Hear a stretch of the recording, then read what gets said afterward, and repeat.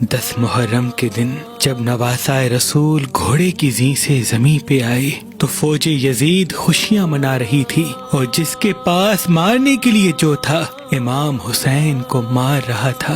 امام حسین مسلسل اللہ کا شکر کر رہے تھے، لیکن کسی کی بھی یہ ہمت نہ تھی کہ کوئی امام حسین کے قریب جاتا۔ کچھ دیر کے بعد ظالم کہتے ہیں شاید حسین شہید ہو چکے ہیں، لیکن یہ معلوم کیسے ہو؟ حسین کا تو سر ہی سجدے میں ہے۔ امام جعفر صادق علیہ السلام سے کسی نے پوچھا تھا کہ اے نواسائے رسول، امام حسین کو کربلا میں سب سے زیادہ تکلیف کب پہنچی؟ کیا علی اکبر کی شہادت پر؟ امام نے کہا نہیں۔ کیا جب جناب عباس کے بازو کٹے تب؟ امام فرماتے ہیں اے شخص، شہادت تو ہمارا ورثہ ہے۔ جب امام حسین علیہ السلام کا سر سجدے میں تھا اور ظالم یہ چاہتے تھے کہ معلوم کریں کہ حسین ابھی تک زندہ ہیں یا نہیں، تو کسی ظالم نے کہا ایک لفظ میں کہوں گا، اور اگر حسین زندہ ہوں گے تو فوراً اٹھ کھڑے ہوں گے۔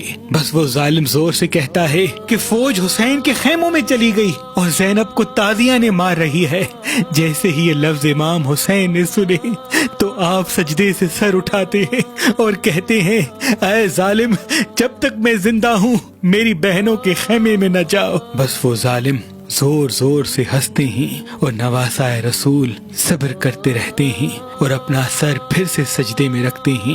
امام حسین کے سر کو کاٹ کے جب نوک نیزہ پہ بلند کیا گیا تو فوج یزید خیام پہ حملہ کرتی ہے اور بیبیوں کے سروں سے چادر کو لوٹ لیتی ہے، بیبیوں کو تازیاں نے مارتی ہے، اور پھر امام حسین کی لاش کو پامال کرنے کے لیے ان گھوڑوں کو بلایا جاتا ہے جن کو یمن سے لایا گیا تھا۔ جیسے ہی گھوڑے دوڑنا شروع کریں اتنے میں کوفے والے آواز دیتے ہیں کہ ہم اکثر حبیب ابن مظاہر کی دعوت کھاتے تھے۔ اے عمر بن سعد، عرب میں یہ رواج ہے کہ جو جس کا نمک کھاتا ہے اس کی توہین نہیں کرتا۔ ہم حبیب کی لاش پہ گھوڑے نہیں دوڑائیں گے، بس حبیب کی لاش کو الگ کیا جاتا ہے۔ جون کے قبیلے والے جون کی لاش کو لے کے جاتے ہیں، بی بی ام البنین کے قبیلے والے جناب عباس کی لاش کو الگ کر دیتے ہیں۔ بس ایک ایک کربلا کے شہید کی لاش الگ کی جاتی ہے، اور کربلا کی زمین پہ صرف نواسائے رسول پڑا رہتا ہے، اور مشرق کے گھوڑوں کو مغرب کی طرف، مغرب کے گھوڑوں کو مشرق کی طرف دوڑایا جاتا ہے۔ امام حسین کی لاش کو پامال کیا جاتا ہے۔ بس بیبیاں روتی رہتی ہیں، رات ڈھلنے لگتی ہے اور غریبوں کی شام آ جاتی ہے۔ ہر کوئی بی بی اپنے اپنے جوان کی لاش پہ روتی رہتی ہے۔ اتنے میں کوفے کے کچھ لوگ عمر بن سعد کو کہتے ہیں کہ اے عمر بن سعد، ہم نے حسین کو پیاسا شہید کر دیا، خیموں کو جلا دیا، بیویوں کو بے پردہ کر دیا۔ یہ 3 دن سے پیاسے ہیں، اب ان کو پانی دے ہی دیتے ہیں، کیونکہ مسلسل ان بیبیوں کے رونے کی آواز نے قیامت برپا کرتی ہے۔ اور پھر تھوڑا سا پانی بیمار کربلا امام سجاد کے پاس بھجوایا جاتا ہے، اور یہ حکم دیا جاتا ہے کہ یہ پانی پلا کے ان یتیموں کو سلا دو، ان کے رونے کی آواز سے ہمیں نیند نہیں آتی۔ جیسے ہی پانی شام غریباں کی اجڑی ہوئی بیبیوں کے پاس پہنچے تو ہر کوئی بی بی پانی کو دیکھ کے زار و قطار روتی ہے کہ اب اس پانی پینے کو دل نہیں کرتا۔ بی بی زینب کہتی ہے اللہ کی مرضی یہ ہے کہ ہمارے جسم میں تب تک جان ہو جب تک ہم امام حسین کی شہادت کا واقعہ دنیا کو بتا نہیں دیتے۔ بس سب کو پانی پلایا جاتا ہے۔ اتنے میں بی بی زینب دیکھے کہ وہ سکینہ جو امام حسین کے سینے پہ سویا کرتی تھی وہ نظر نہیں آتی۔ بی بی زینب مقتل گاہ میں ڈھونڈتے ڈھونڈتے جہاں امام حسین کی لاش زمین کربلا پہ بکھری ہوتی ہے وہاں آتی ہے، اور دیکھے کہ ان ٹکڑوں سے لپٹی ہوئی بی بی سکینہ زار و قطار رو رہی ہیں۔ بی بی ان کو دلاسا دیتی ہیں اور کہتی ہیں اے سکینہ، پانی آ گیا ہے۔ بی بی سکینہ کہتی ہے کیا میرے چچا عباس واپس آ گئے؟ بی بی زینب رو کے کہتی ہے اے سکینہ، شہادت کا جام پی کے تمہارے بابا کے پاس ہیں، علی اصغر کے ساتھ ہیں۔ آج سے تم میرے اور اپنی ماں و باپ کے ساتھ سونا۔ اور یوں رات ڈھل کے دن کا سورج طلوع ہوتا ہے۔ 11 محرم سادات کے لیے 10 محرم سے بھی سخت تھا، کیونکہ جیسے ہی سورج طلوع ہوتا ہے تو چاروں طرف خوشی کا ماحول ہوتا ہے، اور بیچ میں رسول اللہ کی نواسیاں بے یار و مددگار بیٹھی ہوتی ہیں۔ اتنے میں عمر عمر بن سعد کہتا ہے اب ان بیبیوں کو قیدی بنا دو، پہلے انہیں کوفہ اور پھر انہیں شام لے کے جائیں گی۔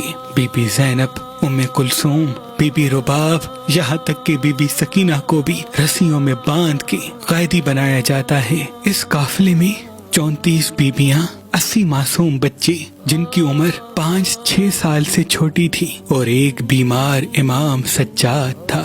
تاریخ نے لکھا بڑی بیبیوں کو رسیوں میں باندھ کے پیدل چلایا گیا اور معصوم بچوں کو بغیر اماریوں کے اونٹ کی پشت پہ باندھا گیا تھا۔ بس قافلہ جیسے جیسے آگے بڑھتا کوئی بچہ کہیں گر جاتا اور گھوڑوں اور اونٹوں کے پاؤں میں کچل کے وہیں شہید ہو جاتا۔ جب یہ قافلہ کوفے پہنچا تو معصوم بچے شہید ہو کے صرف 7 بچتے ہیں۔ جب آل رسول کا قافلہ قیدی ہو کے کوفے پہنچتا ہے، بی بی زینب کو پتھر مارے جاتے ہیں، آل محمد کی توہین کی جاتی ہے، لیکن قدم قدم پہ بی بی زینب اور امام سجاد اپنے خطبے میں یہ بتاتے رہتے ہیں کہ اللہ کے سوا کوئی عبادت کے لائق نہیں اور محمد مصطفیٰ صلی اللہ علیہ وآلہ وسلم ان کے رسول ہیں۔ بس یزید کا یہ حکم ہوتا ہے اب ان بیبیوں کو میری دربار تک لے کے آؤ تاکہ میں پوری دنیا کو بتاؤں کہ میں نے اس باغی خاندان کا کیا حشر کیا۔ بس 22 دن کا پیدل مشکل سفر کر کے پہلے سفر کو آل رسول کا قافلہ شام تک پہنچتا ہے تو بیبیوں کو 3 دن شام شہر سے باہر ٹھہرایا جاتا ہے، کیونکہ یزید نے پوری دنیا سے مہمان منگوائے تھے اور یہ اعلان کیا تھا کہ آج کا دن ہماری سب سے بڑی عید کا دن ہے۔ اے شام والو، آج زرد لباس پہننا اور اپنے گھروں کی چھتوں پہ چلے جانا۔ آج جو قیدی جیسے ہی بازار سے گزرے تو ان پر گرم پانی پھینکنا، ان کو اتنے پتھر مارنا تاکہ ان کے بعد کوئی دوسرا مجھ سے بغاوت نہ کرے۔ بس جب پورا شہر سج جاتا ہے، رسول اللہ کی بیٹیاں بے چادر شام کے بازار سے گزرتی ہیں تو ان کو پتھر مارے جاتے ہیں، ان پہ گرم پانی پھینکا جاتا ہے اور سب زور زور سے ہنستے رہتے ہیں۔ امام جعفر صادق علیہ السلام فرماتے ہیں شام کے بازار میں میری دادی زینب اور تمام بیبیوں کو اتنے پتھر لگے کہ شام کے بازار کی دیواریں آل رسول کے خون سے رنگین ہو گئی۔ بس بیبیاں اپنے بالوں سے سر کو ڈھانپ کے خون میں رنگین زخموں سے چور قیدی ہو کر دربار یزید تک پہنچتی ہیں، اور یزید کی دربار میں اس وقت پوری دنیا سے آئے ہوئے تقریباً 9000 سے بھی زیادہ مہمان موجود ہوتے ہیں، اور یزید اپنی کامیابی کا جشن منا رہا ہوتا ہے۔ بس سپاہی امام حسین کے سر کو یزید کے محل میں لے کے جاتے ہیں اور بیبیوں کو دربار کے اس کونے میں کھڑا کر دیا جاتا ہے جہاں غلاموں کو کھڑا کیا جاتا تھا۔ یزید جیسے ہی امام حسین کے سر کو دیکھتا ہے تو زور زور سے ہنستا ہے اور تمام اپنے مہمانوں سے اپنی خوشی کا اظہار کرتا ہے کہ میں نے بدر و احد کا بدلہ بنی ہاشم سے لے لیا۔ پوری دربار خوشی سے جھومتی رہتی ہے۔ ہر قاتل آ کے اپنے ظلم کی داستان یزید کو بتاتا ہے۔ کوئی کہتا ہے میں نے اکبر کے سینے میں برچھی ماری اور حسین نکالتے وقت روتا رہا، یزید ہنستا اور اسے بڑا انعام دیتا۔ کوئی کہتا میں نے اصغر کو تیر مارا اور امام حسین کے ہاتھوں پر مچھلی کی طرح حسین کا 6 ماہ کا بچہ تڑپتا رہا، یزید خوش ہوتا اور اس کو بڑا انعام دیتا۔ کوئی عباس کے کٹے ہوئے بازوؤں کی داستان یزید کو بتاتا ہے، کوئی امام حسین کے سر کاٹنے کی خبر یزید کو بتاتا ہے۔ جس کا ظلم جتنا بڑا ہوتا ہے اس کو انعام بھی یزید اتنا بڑا دیتا ہے۔ کئی گھنٹے گزر جاتے ہیں، یزید کے دربار میں جشن کا ماحول ہوتا ہے، سب خوشی میں جھومتے رہتے ہیں اور آل محمد دربار کے ایک کونے میں کھڑی ہو کر روتی رہتی ہیں۔ کافی دیر کے بعد یزید کا ایک سپاہی یزید سے کہتا ہے کہ اے یزید، حسین کی بہنیں بیٹیاں اسی دربار میں قیدی ہو کے کھڑی ہیں۔ تو یوں یزید کہتا ہے اس کو ان مہمانوں کے سامنے کھڑا کرو تاکہ ان کی ذلت کا تماشا یہ سب دیکھیں۔ بس یوں بیبیاں یزید کے تخت کے قریب قیدی بنا کر لائی جاتی ہیں۔ یزید کا تخت اوپر ہوتا ہے، آل محمد نیچے قیدی کھڑی ہوتی ہیں۔ بی بی زینب دیکھتی ہیں کہ یزید کے ہاتھ میں لاٹھی ہوتی ہے اور امام حسین کا سر سامنے رکھا ہوتا ہے وہ بار بار امام حسین کے ہونٹوں پہ لاٹھی مارتا رہتا ہے اور ہنستا رہتا ہے اور اپنے خاندان کی تعریف کرتا ہے، امام حسین کے خاندان کی توہین کرتا ہے۔ اتنے میں بی بی زینب امام سجاد سے کہتی ہیں، اے بیٹا سجاد، اٹھو، خطبہ دو اور اس کو بتاؤ کہ ہم کون ہیں۔ امام سجاد خطبہ دیتے ہیں، اپنا تعارف کرواتے ہیں۔ یزید رسوا ہوتا ہے اور یہ حکم دیتا ہے کہ سپاہیوں اس بیمار کو چپ کراؤ۔ بس یزید کے سپاہی امام زین العابدین کے گلے کا توق کھینچتے ہیں، امام کے گلے سے خون بہنے لگتا ہے، امام کو زمین پہ لیٹا کے ان کی پیٹھ پہ تازیانے مارتے ہیں۔ یہ منظر جیسے ہی بی بی زینب نے دیکھا تو آپ علی کی بیٹی علی بن کے اپنے بالوں کو چہرے سے ہٹاتی ہیں اور کہتی ہیں، اے یزید، تو اپنے آپ کو بڑا عزت والا سمجھتا ہے اور ہمیں بات کرنے سے روکتا ہے۔ یزید سپاہیوں سے کہتا ہے، اس عورت کو چپ کراؤ، لیکن دور دور سے آئے ہوئے مہمان کہتے ہیں، اے یزید، تو اتنا بڑا بادشاہ ہے، یہ سفید بالوں والی بوڑھی جس کے جوان تم نے مار دیے، اپنی بیواؤں اور یتیموں کے ساتھ تجھ جیسے عظیم بادشاہ کے سامنے کیا بولے گی؟ اس کو بولنے دے۔ بس بی بی زینب اپنے چہرے سے بالوں کو ہٹا کے کہتی ہے، اے یزید، تو اپنے خاندان کی کیا عزت بیان کرتا ہے؟ تیرے آباء و اجداد تو ہمارے خاندان کے آزاد کیے ہوئے غلام ہیں۔ اے یزید، جس حسین کا سر تیرے سامنے رکھا ہوا ہے، میں نے خود اپنی آنکھوں سے دیکھا کہ اللہ کے رسول اس سر کو بار بار چوما کرتے تھے، اور جن ہونٹوں پہ تو اپنی لاٹھی مار رہا ہے، رسول اللہ ان ہونٹوں کا بار بار بوسہ لیا کرتے تھے اور پورے جہان کو بتاتے تھے کہ یہ میرا نواسا حسین جنت کے جوانوں کا سردار ہے۔ اے یزید، تیری یہ حکومت چند سانسوں کی ہے، بس جی بھر کے اپنی سانسیں لے لے، تو چاہے جتنی بھی کوشش کر لے، لیکن اللہ ہمارے ذکر کو مٹنے نہیں دے گا اور قیامت تک تم پہ لعنت برستی رہے گی۔ جب تو مر کے روز محشر رسول اللہ کا سامنا کرے گا تو اسے کیا کہے گا کہ اس کے خاندان کو قیدی کر کے بازاروں میں پھرایا تھا، بے جرم و خطا ان کے بچوں کو قتل کر ڈالا تھا۔ یہ دیکھ کے دربار ہل جاتا ہے اور تمام مہمان نفرت کی نگاہ سے یزید کو دیکھتے ہیں۔ یزید غصے میں کہتا ہے، اس بوڑھی عورت کا سر کاٹ دو۔ سپاہی آگے بڑھتے ہیں، اتنے میں بی بی فضا جو جناب سیدہ فاطمہ الزہرا سلام اللہ علیہا کی کنیز تھی اور حبش کی ملکہ تھی، جو جناب زینب کے ساتھ قیدی بنی ہوئی دربار میں موجود تھی، وہ بی بی زینب کے آگے آ کے کہتی ہے، اے یزید کی فوج میں حبش کے رہنے والوں، پہچانو، میں فضا ہوں، تمہاری ملکہ۔ آج تمہاری غیرت کہاں گئی ہے کہ تم تلواریں لے کے مجھ پہ حملہ کرو گے؟ یزید کی فوج میں 33,000 سے بھی زیادہ حبش کے سپاہی تھے۔ جیسے ہی ان کو معلوم ہوتا ہے کہ ہمارے ملک کی ملکہ بی بی فضا یہاں قیدی بن کے کھڑی ہے، تو فوراً اپنی تلواریں یزید کی طرف موڑتے ہیں اور کہتے ہیں، اے یزید، اگر فضا کے قریب سپاہی گئے تو ہم تیرے سر کو تن سے جدا کر دیں گے۔ جیسے ہی یہ منظر بی بی زینب دیکھتی ہے تو آسمان کو دیکھ کے فرماتی ہے، اے اللہ، آج تیرے رسول کا خاندان اتنا غریب ہو گیا ہے کہ ان کے کنیزوں کی تو لوگ عزت کرتے ہیں، لیکن تیرے رسول کی بیٹیوں کی عزت بھول گئے۔ بس یزید حکم دیتا ہے کہ ان بیبیوں کو قیدی کر کے قید خانے میں ڈال دو، اور بیبیاں قید ہو جاتی ہیں۔ تاریخ نے لکھا، بیبیوں کو شام کے اس قید خانے میں رکھا گیا جس کی چھت تک نہیں تھی۔ پورا دن بیبیاں دھوپ میں بیٹھی رہتی اور امام حسین کے غم میں روتی رہتی۔ بس کچھ دنوں میں یزید کو یہ علم ہوتا ہے کہ حسین سب سے زیادہ محبت اپنی چھوٹی بیٹی سکینہ سے کرتے تھے۔